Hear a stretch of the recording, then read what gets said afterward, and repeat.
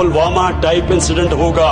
मैं आज पेशेंट को ही करता हूं। इन्होंने वही करना है जो पहले इन्होंने किया। इन्होंने दुनिया ने कहना जी पाकिस्तान से दहशतगर्दी आई, जबकि सबको पता है कि पुलवामा में पाकिस्तान कोई लेना देना नहीं था, इनको भी पता है। तो अब जब ये उनको ऑप्रेस करेंगे और ज्यादा जुल्म करेंगे, उसका जब रद्द अमल आएगा, मैं आज कह रहा हूं, इसलिए ये सीरियस है।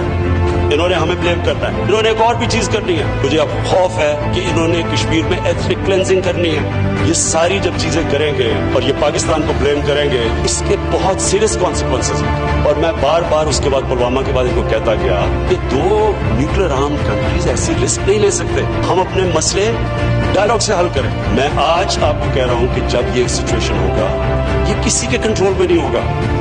इनकी जो माइंडसेट है, और मुझे इनके अंदर एक तकब्बुर नजर आता है जो हर रेसिस में नजर आता है। ये सुपीरियरिटी में बिलीव करता है, रेशियल सुपीरियरिटी में। इस तकब्बुर के अंदर ये कर सकते हैं। इन्होंने फिर आजाद कश्मीर में कुछ करना है, रद्द अमल आएगा।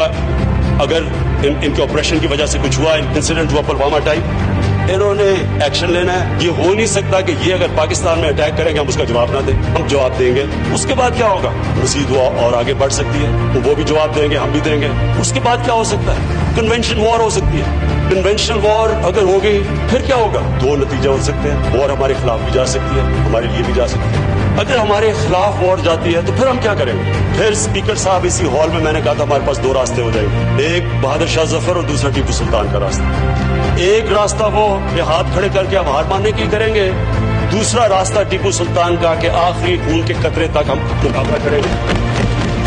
मुसलमान ईमान वाला इंसान मौत से डरता नहीं है, सिर्फ अपने रब्बुल आलमीन को खुश करने के लिए वो इंसानियत का सोचता है, लेकिन वो खौफ के ऊपर फैसले नहीं करता। हम इसलिए कोशिश करते हैं अमन के लिए क्योंकि हमारे दीन इंसानियत डालता है, हमें फिक्र है इंसानों की। लेकिन मैं ये सवाल पूछता हूं कि अगर हम आखिरी कतरे तक लड़ेंगे तो वो कौन सी जंग होगी? वो जंग होगी जो कोई नहीं जीत सकता, सब हार जाएंगे वो जंग। उसके इम्प्लीकेशन दुनिया में पड़ेंगे।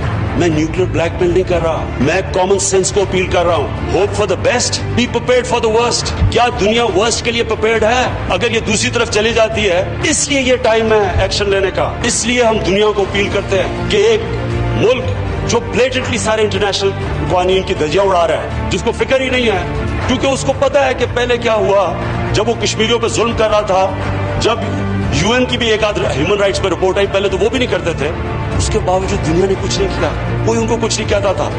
उनको और हल्लाशेरी मिली कि अच्छा अगर दुनिया कुछ नहीं कहती आगे क्या, इसलिए उन्होंने ये एक्ट किया है। और अगर अब दुनिया नहीं कुछ करेगी, मैं आपको कह रहा हूं कि इसके सीरियस कॉन्सिक्वेंसेज है। ये और आगे जाएगी गेम, और ये उधर चली जाएगी जिधर सबको नुकसान होगा, जो कोई नहीं तसव्वुर करना चाहता। इसलिए ये है टाइम एक्ट करने का।